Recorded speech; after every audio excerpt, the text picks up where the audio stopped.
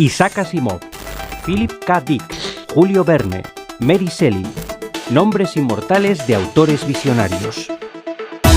Ellos fueron capaces de ver más allá de la ciencia de su presente y, lo que es más importante, acercaron esta disciplina al público a través de artículos o novelas, historias imaginadas en un presente paralelo, un futuro cercano o muy, muy lejano, pero siempre con una base científica. Aquí comienza Más ciencia que ficción, la ficción al servicio de la ciencia. Philip K. Dick. Cuestión de realidades.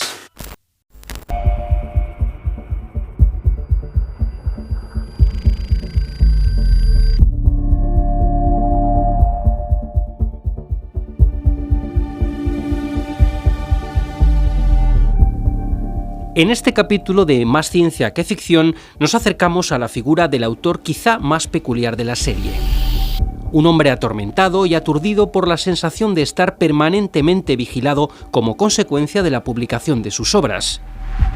Vigilado y perseguido, según afirmaba, por entes superiores, extraños o simplemente por la autoridad, inquieta, allá por los años 70, por las divagaciones de un autor que, en realidad, sufría las idas y venidas de los fantasmas que él mismo creó en su emocionalmente inestable cabeza.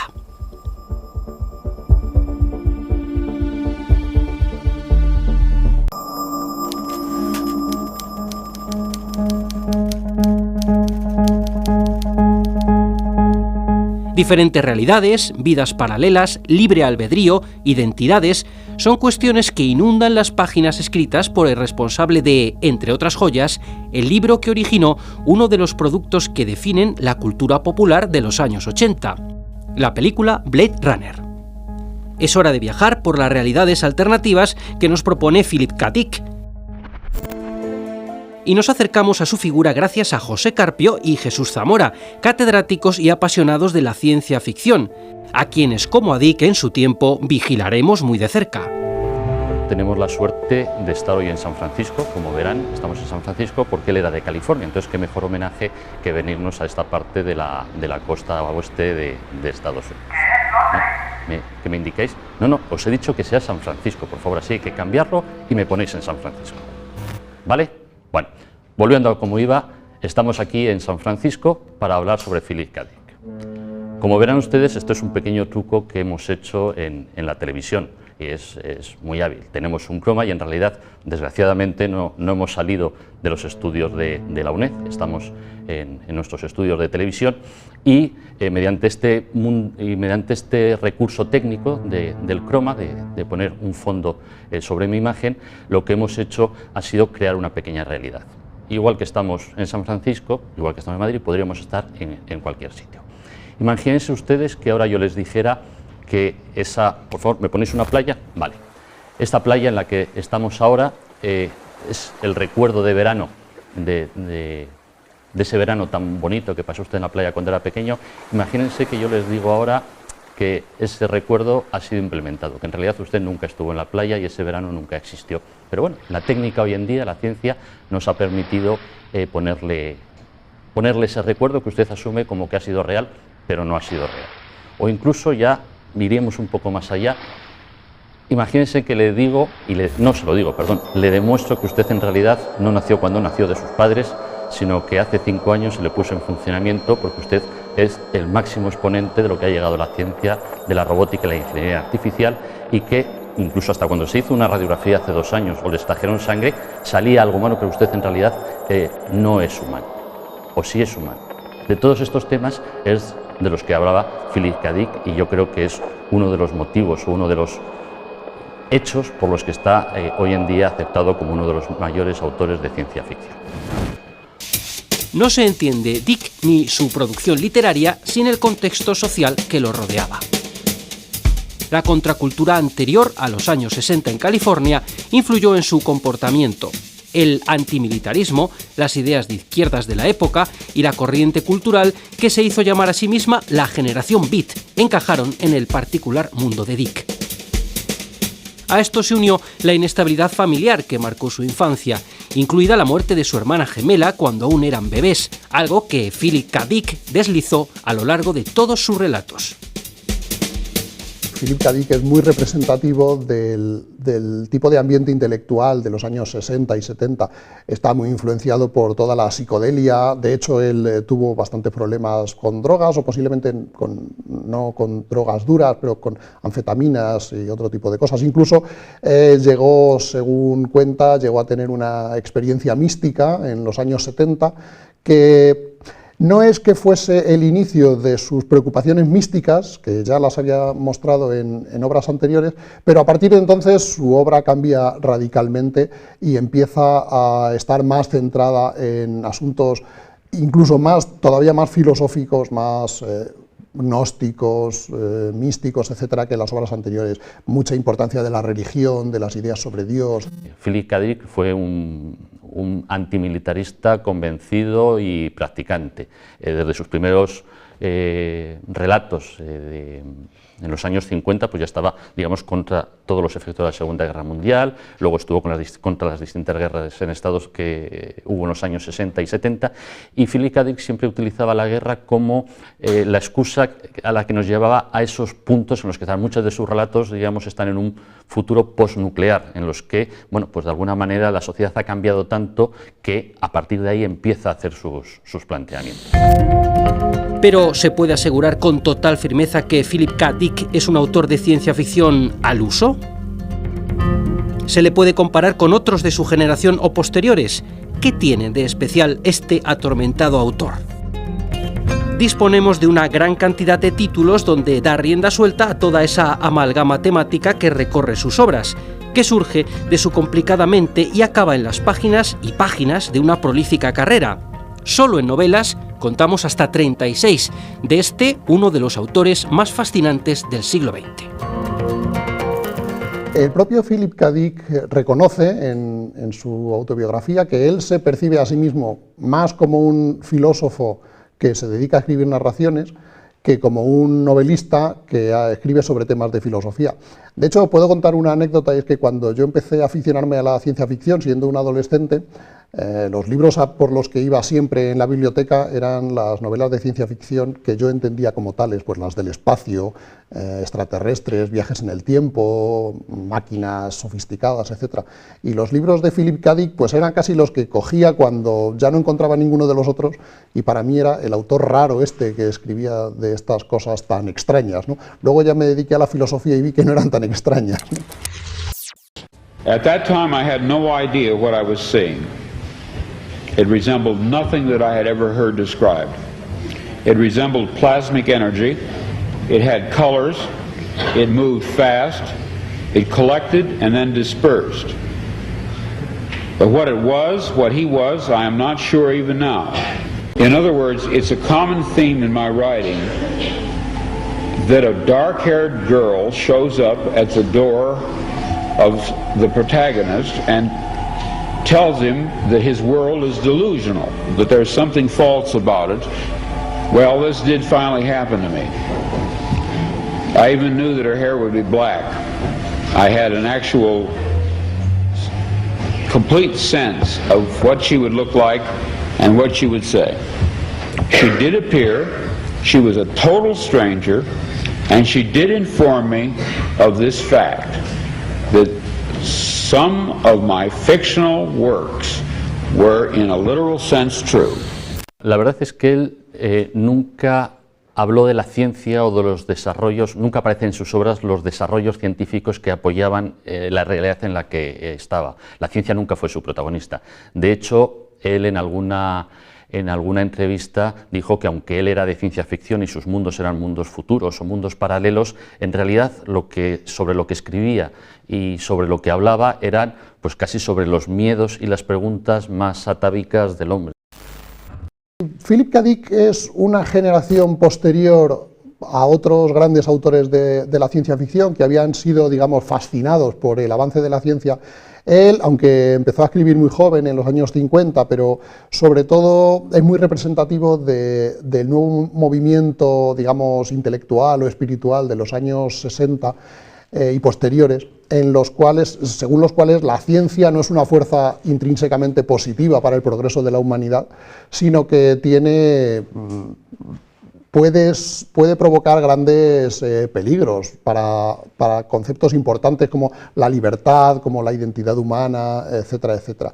No es tanto, yo creo, una animadversión hacia la ciencia, lo que aparece en las obras de Philip K. Dick, cuanto el hecho de que la ciencia es una de esas cosas que están en nuestra vida cotidiana y nos pueden hacer pensar en estos problemas que a él le preocupaban.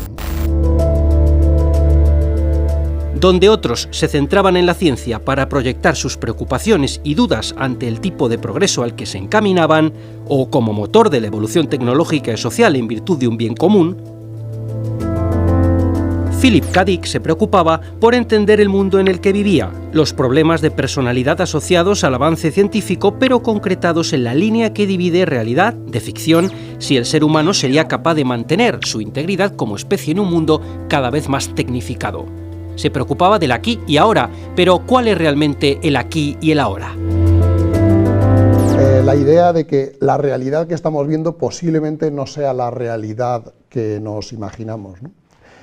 En otras obras anteriores, esta idea procedía más bien de un sueño, ¿no? De la idea de que a lo mejor la realidad que estamos viendo es un sueño y de repente nos despertamos o algo así.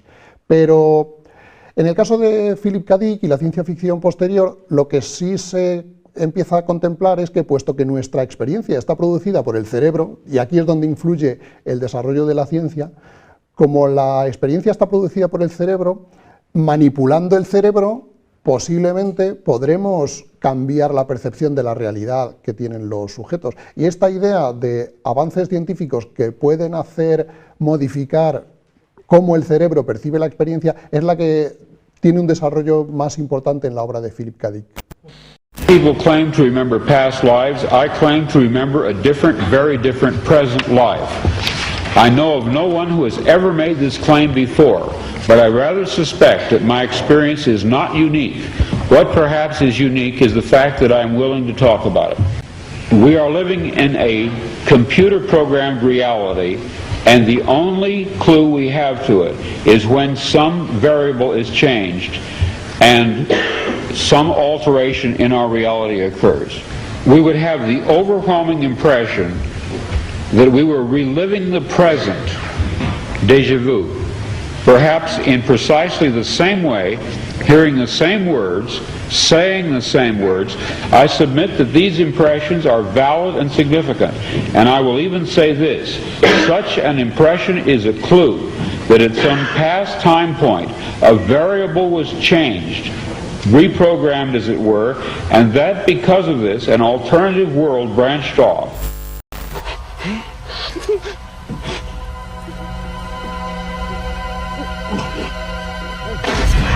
Una máquina podría llegar a ser humano, es decir, ¿qué es exactamente lo que nos define o lo que nos da la categoría de humano? Y hoy en día, ya que estamos con los temas de inteligencia artificial y cada vez hay ordenadores que son capaces de tomar hasta sus propias decisiones, terminan siendo humanos, y ahí el paradigma, yo creo, el mejor ejemplo sería ese personaje que en la película de Blade Runner, el replicante, al final, pues su propia vida, su existencia, había visto cosas que ningún ser humano había podido ver, que se iban a perder cuando él desapareciera. ¿Por qué se le negaba la condición de humano cuando él era perfectamente consciente de sí mismo y de su trascendencia y de lo que se perdía cuando él ya no estuviese? En el libro en el que se basa esa película, el de Sueñan los androides con ovejas eléctricas, el protagonista, Deckard, llega un momento que empieza a cuestionarse si él realmente es humano o es un robot de los que él tiene que eliminar a su vez. ¿Qué se ha hecho del libre albedrío? Ya probamos con el libre albedrío. Tras llevaros desde la caza y la recolección a la cúspide del Imperio Romano, nos apartamos para ver cómo avanzabais. Se impusieron las tinieblas durante 5 siglos. Al fin decidimos que debíamos volver a intervenir. El director general pensó que tal vez tendríamos que enseñaros mucho mejor a ir en bicicleta antes de quitaros las ruedas de apoyo. Así llegaron el Renacimiento, la Ilustración y la Revolución Científica. Estuvimos 600 años enseñándoos a controlar vuestros impulsos con la razón. Y en 1910 volvimos a dejaros solos. En 50 años Causasteis la Primera Guerra Mundial, la depresión, el fascismo, el Holocausto. Y para colmo llevasteis el planeta al borde de la destrucción en la crisis de los misiles en Cuba. En aquel momento se decidió de nuevo volver a intervenir antes de que hicierais algo que ni nosotros pudiéramos arreglar. David, no tenéis libre albedrío. Tenéis la apariencia de libre albedrío. Una buena obra literaria no puede dar una respuesta definitiva al problema que se está planteando, ¿no? Lo que hace que una obra sea interesante es que el problema lo deja abierto y es una invitación al lector a que considere el problema y vea el propio lector qué es lo que piensa sobre el asunto. Sobre el tema del libre albedrío, desde luego, lo que le preocupaba a Philip K. Dick, supongo, es el hecho de que todo lo que la ciencia nos dice acerca del ser humano tiende en la dirección de apuntalar la idea de que el libre albedrío no existe, de que somos una máquina determinista que hace lo que hace en función de lo que le dictan las leyes físicas. Si enumeráramos todas las películas basadas o inspiradas en los relatos de Philip K. Dick, necesitaríamos bastante tiempo de televisión.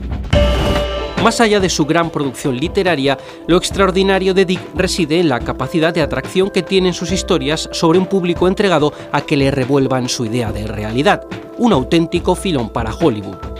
Cierto es que la mayoría de las veces las adaptaciones no han estado a la altura de la imparable imaginación de Dick y de sus interesantes propuestas, pero la huella es clara, no solo directamente. Su influencia en innumerables éxitos está avalada por esa temática en la que diferentes realidades avanzan paralelas. Mención aparte merece Blade Runner, inspirada en su novela Sueñan los androides con ovejas eléctricas, estrenada apenas 3 meses después de la muerte de su fascinante autor, que dejó un gran pozo en el director de la cinta, Ridley Scott. Para Hollywood hay muchas películas y películas muy famosas, como supongo que se han citado y todo el mundo recuerda de él, pero yo casi lo que destacaría más que de películas concretas es esa cualidad que tenía Philip K. Dick de avanzar ideas, de enunciar temas que luego de alguna manera había guionistas que cogían y ya desarrollaban grandes películas. Por eso yo a los que nos están oyendo, a los que les gusta el género de ciencia ficción o el cine en general, les diría que cuando vean una película así que les ofrece que les hace pensar un poquito en temas de ciencia ficción, pero de mundos reales, es decir, no de batallas espaciales, de mundos reales, como por ejemplo ese de Blade Runner que hemos citado, que se esperen hasta el final en los títulos de crédito y seguro que en muchas de esas películas verán eso de basado en un relato de Philip K. Dick. En esta serie, más ciencia que ficción, nos gusta preguntarnos cómo sería la reacción de los autores al mundo actual. ¿Acertaron en sus predicciones? ¿Es esta una realidad mejor o peor a la que propusieron? La realidad aumentada y virtual, tan de moda, o las ya más que asentadas redes sociales, son unas simples pinceladas de esos mundos alternativos sobre los que se preguntaba Dick. ¿Estaremos avanzando hacia un mundo en el que lo virtual y lo real se distorsionan como consecuencia del desarrollo tecnológico?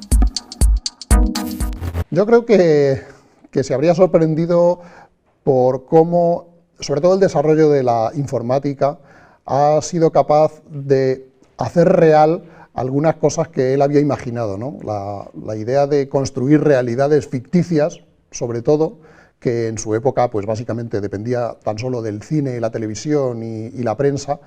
En nuestra época, como estamos viendo en este mismo programa, pues puede construir formas de ficción y de irrealidad mucho más convincentes de lo que era en su época. Yo creo que esto posiblemente es lo que más le habría convencido. Y también posiblemente el hecho de que gracias o a causa de cosas como las redes sociales, por ejemplo, pues nuestra intimidad y nuestra personalidad se ha difuminado muchísimo en comparación con otras épocas. Y yo creo que en esto su visión del ser humano y de la influencia del desarrollo técnico en la personalidad humana, su visión habría visto que se habría confirmado hasta cierto punto. Isaac Asimov, Mary Shelley, George Orwell, William Gibson, Julio Verne y Philip K. Dick. 6 autores, 6 representantes del género de la ciencia ficción que nos han guiado por sus relatos clásicos y modernos, optimistas o trágicos, para descubrir cómo somos, cómo podemos ser y hasta dónde llega la imaginación humana para avanzar en la ciencia y en el conocimiento, sin perder de vista la línea que separa lo correcto de lo erróneo. Hasta aquí llega Más ciencia que ficción.